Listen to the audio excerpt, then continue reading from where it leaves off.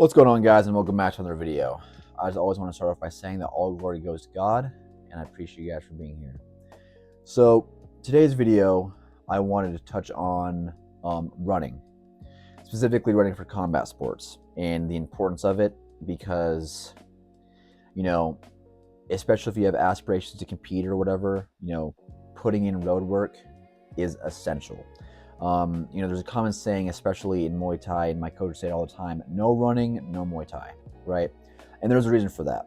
There's also a reason why the Thais, whenever they're doing their thing down in Thailand, they run all the time, every day. They're running 10 kilometers or 6 miles every day in the morning and then train.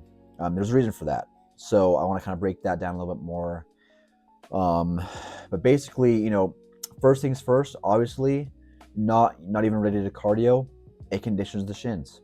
There's lots of those old school videos in Thailand, especially where they have those sticks and they're rolling on the top of the shin, and it's extremely painful, right? But all that's doing is just killing the nerves in your shins, and it gives you horrible shin splints. It's not good. It's proven that it doesn't even condition your shins properly.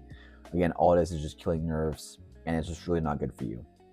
The only real way, there's only basically two ways, to strengthen your shins, that's lots of road work, lots of miles, and kicking the heavy bag over and over and over again. Now, so, with running, right, whenever you run, you're kind of trading little traumas in your shin bone, because it's all your weight coming down repeatedly over and over again, from a prolonged period of time. And so that's what strengthens the bone, because it's that little trauma, right? It's the constant impact. So your body, what it does is okay, hey, our bone is getting rattled around a little bit, and we're having to, compensate for this impact and all this weight getting compressed on it. So what does the body do? It reinforces it and strengthens it. And the only way it does that is by running. There's literally no other way. Obviously, kicking it, will improve your shin conditioning as well, but there's the cardio aspect is what's more important for running. You know what I'm saying? So obviously, the biggest contributing factor to running is improving your cardio and improving your gas tank. So if you look at Thai fighters or all these fighters and athletes that compete at the highest level of combat sports, whether it be MMA, Muay Thai, kickboxing, whatever, they run every day at a bare minimum of 6 miles or 10 kilometers, whatever it be, right? And there's a reason for that, because again, it's the cardio difference and the shin conditioning. So also when I say running, I'm also you need to be including sprints, whether it be hill sprints or uphill, whatever, or sprinting intervals, right? That has to be in there, and it's all in the name of cardio.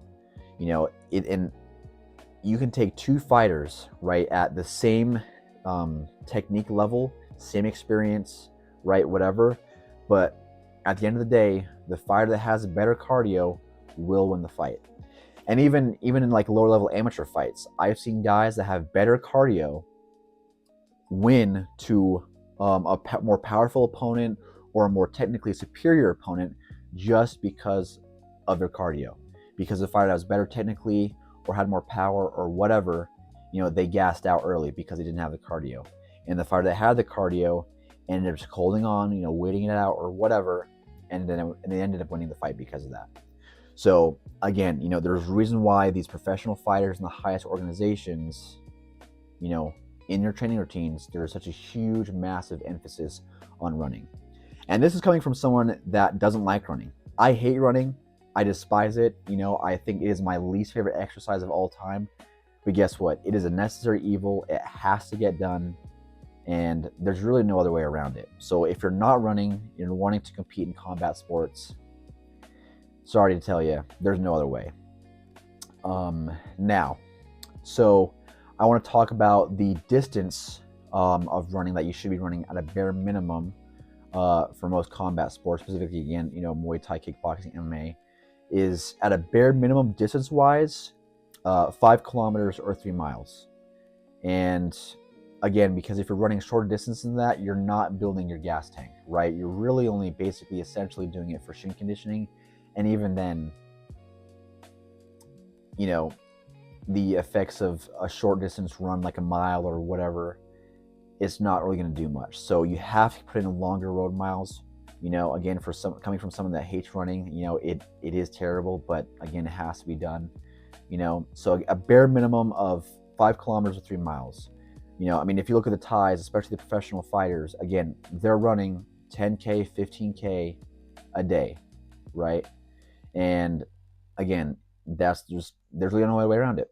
Again, the cardio and the shin conditioning.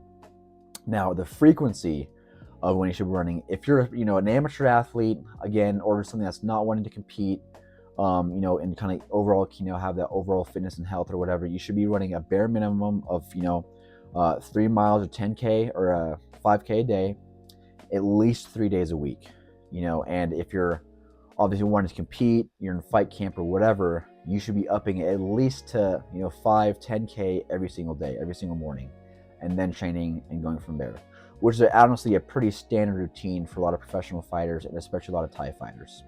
And there's obviously, again, reasons for that. Now, I also briefly want to kind of touch over some running alternatives. Again, if you're not looking to compete for combat sports, or if you are competing and you're injured. And honestly, in my personal opinion, the only 2 things that are kind of worth their salt are swimming and the elliptical. And swimming, for obvious reasons, it's super low impact. It's not hard on your joints, it's not hard on your body, but you're still, using your cardio, using your gas tank at a very high level because you're using your entire body. And another added benefit is the fat loss is much more prevalent because you're using your entire body for swimming.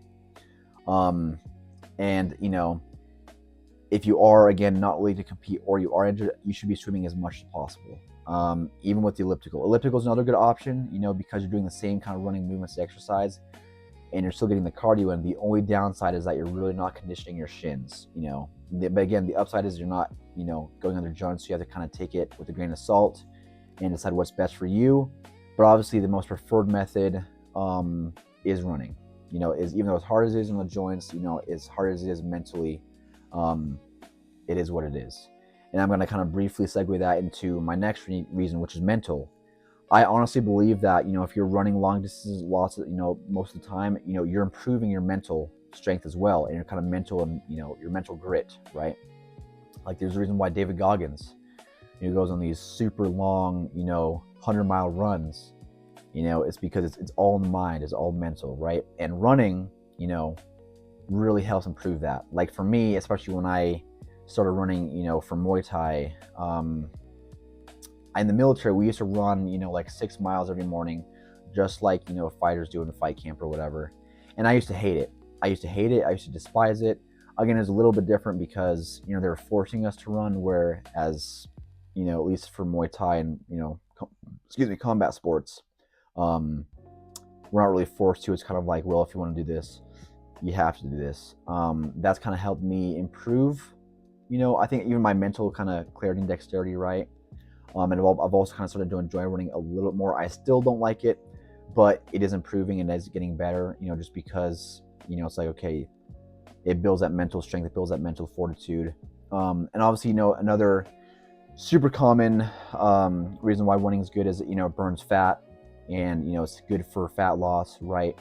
It's not the most efficient, but it's obviously a contributing factor. Obviously, it all helps, but I think that's pretty basic common knowledge. Anyways, other than that, I hope you guys enjoyed the video. Please let me know in the comments, do you like running or do you not like running? Anyways, that's all I got for today. You guys have a great day. Have a good one.